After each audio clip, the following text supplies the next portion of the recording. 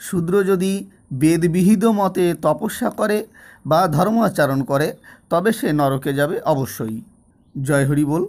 আশা করি সকলে ভালো আছেন এবং সুস্থ আছেন।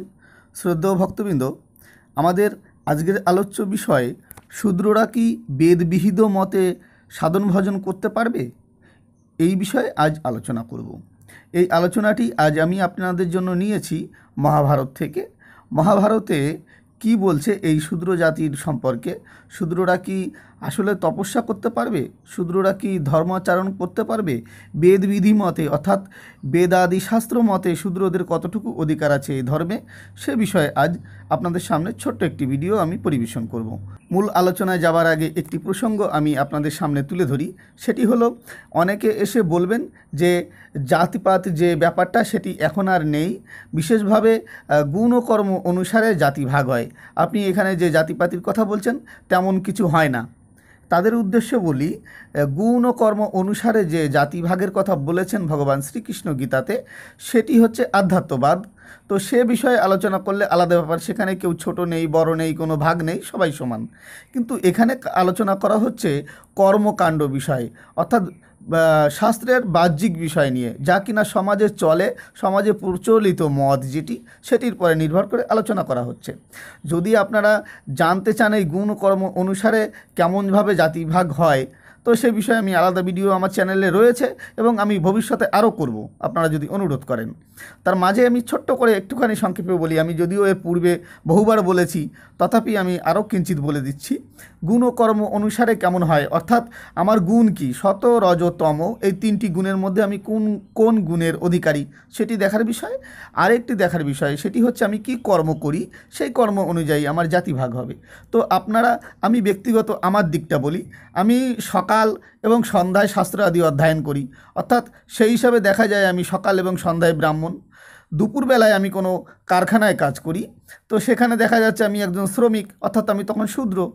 রাত্রেবেলায় যখন হয় আমার গরু রয়েছে, গরুদের পরিচর্যা করবার জন্য আমাকে খড় কাটতে হয়, তাদের সেবা করতে হয়, অর্থাৎ তখন আমি শূদ্র। তো আমি একদিনের মধ্যে তিনটে জাতি নিশ্চয়ই আমি রূপান্তরিত হতে পারি না। তো এই জন্য গুণকর্ম অনুসারে যে জাতিভাগ সেটি হচ্ছে গুরু পরম্পরা, শিষ্য পরম্পরায় ভাগ। তো আমি সে প্রসঙ্গ আলাদা, আমি সে প্রসঙ্গে গিয়ে আপনাদের ভিডিও আমি বেশি বড় করতে চাই না। তো আসুন আমরা যে বাহ্যিক দুনিয়ার যে আলোচনা, অর্থাৎ ব্রাহ্মণ, ক্ষত্রিয়, বৈশ্য, শূদ্র, সত্যিকারের যে চারটি জাতি, এই জাতি নিয়ে আলোচনা। এই যে শূদ্র জাতি, অর্থাৎ ভারতীয় মূল নিবাসী যারা রয়েছে, ভারতের শূদ্র জাতি যারা রয়েছে, তাদের এই ধর্মের প্রতি কতটুকু অধিকার, তারা কি বেদাদি শাস্ত্র মতে সাধন করতে পারবে, এ বিষয়ে শাস্ত্র কি বলেছে, অর্থাৎ মহাভারত কি বলছে, সেই প্রসঙ্গ আজ আপনাদের সামনে আমি তুলে ধরছি। যদিও এর পূর্বে একটি অনেক বড় ভিডিও রয়েছে আমাদের চ্যানেলে, আমি কিছুদিন আগে করেছিলাম যে এই শূদ্র আদি চণ্ডাল জাতির এ ধর্মে কতটুকু অধিকার আছে সে সম্পর্কে ভিডিও করা আছে। সেখানে কুড়িখানা সংহিতা থেকে আলোচনা করা হয়েছে। যে সমস্ত ভক্তরা সে ভিডিওটি দেখেননি তাদের জন্য আমি ডেসক্রিপশানে লিঙ্ক দিয়ে দেবো, সাথে সাথে আই বাটনেও আমি লিঙ্ক দিচ্ছি সেই ভিডিওটির জন্য।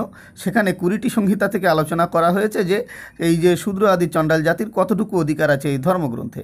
তো সেই ভিডিওতে অনেকে এসে কমেন্ট করেছেন যে ভাই এটা তো সংহিতা, তো সংহিতা থেকে বাদ দিয়ে আপনি মহাভারত থেকে বা রামায়ণ থেকে বা অন্যান্য পুরাণ থেকে দুটো একটা প্রমাণ দেখান যে শূদ্রদের আসলে এই ধর্মে অধিকার নেই। তার জন্য আজ আমি এই মহাভারত থেকে প্রমাণটি দেখাচ্ছি। ধীরে ধীরে অন্যান্য প্রমাণ আমি অন্যান্য গ্রন্থ থেকেও দেখাবো। আর একসাথে সমস্ত পুরাণ আদি মহাভারত রামায়ণ থেকে যদি প্রমাণ দেখাতে যাই, ভিডিও অনেক বড় হয়ে যায়, সকলে দেখতে চায় না, অস্বস্তি বোধ করে, বিশেষ করে আধা ঘন্টা 45 মিনিটের যদি একটি ভিডিও হয়। তার জন্য আমি চেষ্টা করছি 8 থেকে 10 মিনিটের মধ্যে যাতে ভিডিওটি ছোট হয়, তার মধ্যে আলোচনাটা করতে। তার জন্য আজ আমি শুধুমাত্র মহাভারত থেকে আলোচনাটি শোনাবো। তো এর মাঝে আমি আপনাদের অনেক মূল্যবান সময় নষ্ট করলাম কথা বলে। তার মাঝেও আবার আরেকটু বলি, আপনারা যদি আমার চ্যানেল এখনও কেউ সাবস্ক্রাইব না করে থাকেন তো দয়া করে চ্যানেলটি সাবস্ক্রাইব করবেন এবং পাশে দেওয়া বেল আইকনটি অবশ্যই প্রেস করে রাখবেন, রেখে অল লেখাটিকে প্রেস করে রাখবেন, যাতে আমি এমনই শাস্ত্রসম্মত ভিডিও বানালে তার নোটিফিকেশান সবার আগে আপনাদের কাছে পৌঁছায়। আর আমি অনেককে দেখেছি আমার চ্যানেলে আসে, তারা ভিডিও দেখে কিন্তু লাইক করে না। তাদের কাছে আমি বলবো, এত আলোচনার পর কি একটি লাইক আমি আপনাদের কাছে আশা করতে পারি না? ভিডিওতে লাইক করলে কি হয়, আমাদের ভিডিও বানাবার অনেকটা উৎসাহ বাড়ে।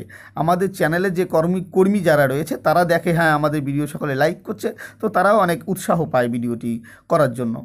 যাই হোক, আসুন আমি মূল আলোচনায় আপনাদের নিয়ে যাই। মহাভারতম মহর্ষি শ্রীকৃষ্ণ দ্বৈপায়নবেদ ব্যাস প্রণীতম অনুশাসন পর্ব। অনুবাদ করেছেন শ্রীমদ্ হরিদাস সিদ্ধান্ত বাগীশ ভট্টাচার্য। বিশ্ববাণী প্রকাশনী থেকে গ্রন্থটি প্রকাশ হয়েছিল।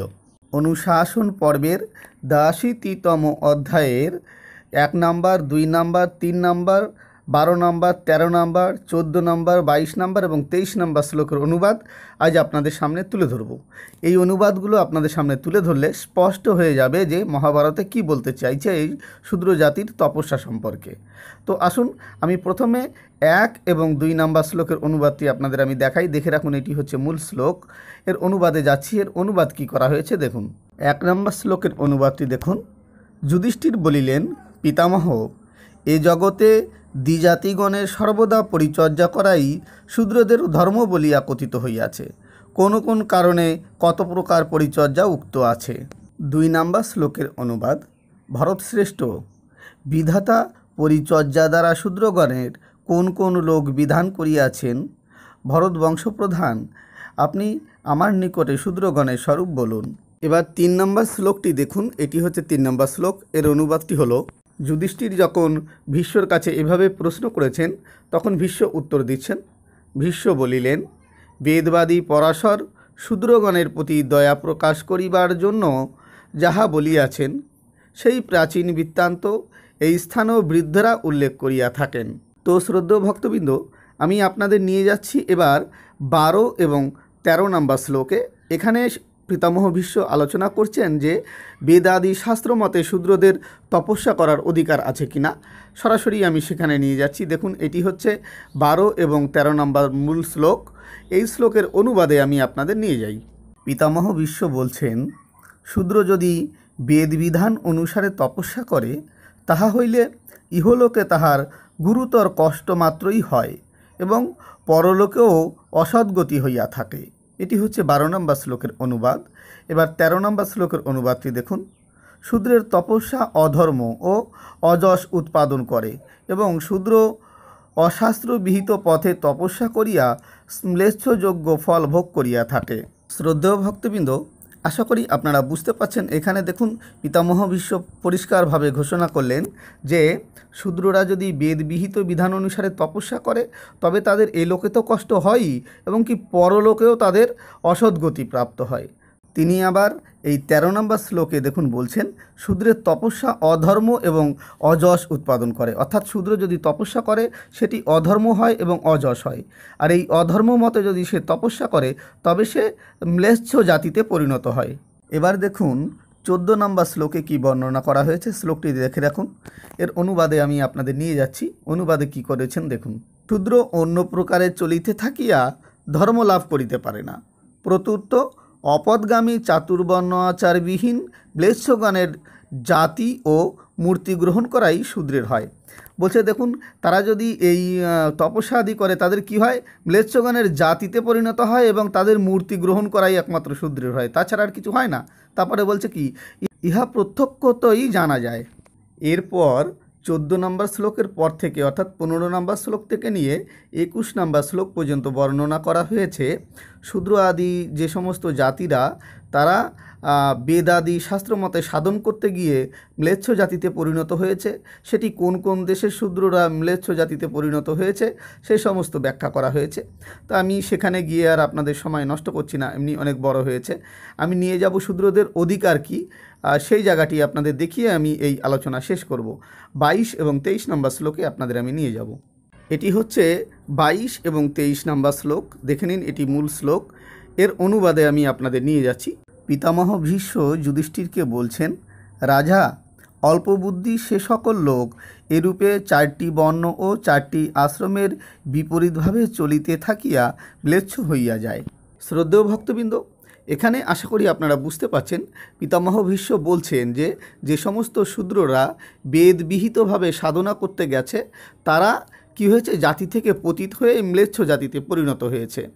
তাই আবার মনে করিয়ে দিচ্ছে যে এই ৪টি বর্ণ ব্রাহ্মণ, ক্ষত্রিয়, বৈশ্য, শূদ্র এদের কি কি ধন অর্থাৎ কার কোন বল সে সম্পর্কে পিতামহ ভীষ্ম এখানে আরেকবার বলে রাখছেন। তো কি বলছেন আসুন আমি আপনাদের সেটি দেখাই। শাস্ত্র অধ্যয়ন ব্রাহ্মণের ধন, বল ক্ষত্রিয়র ধন, বাণিজ্য ও কৃষি বৈশ্যের ধন, এবং দ্বিজাতির পরিচর্যা শূদ্রের ধন। শ্রদ্ধেয় ভক্তবৃন্দ, আমি আশা করি আপনাদের দেখাতে সক্ষম হয়েছি মহাভারত অনুযায়ী শূদ্র আদির ধর্ম কী এবং বেদবিহিত মতে তাদের তপস্যা আদি করার অধিকার আছে কি না সেটি আমি আপনাদের দেখাতে সক্ষম হয়েছি।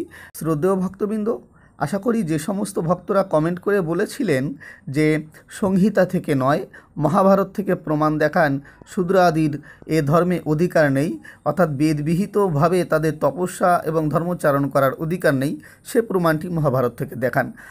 আশা করি আপনাদের প্রশ্নের শাস্ত্রসম্মত জবাব দিতে আমরা পেরেছি।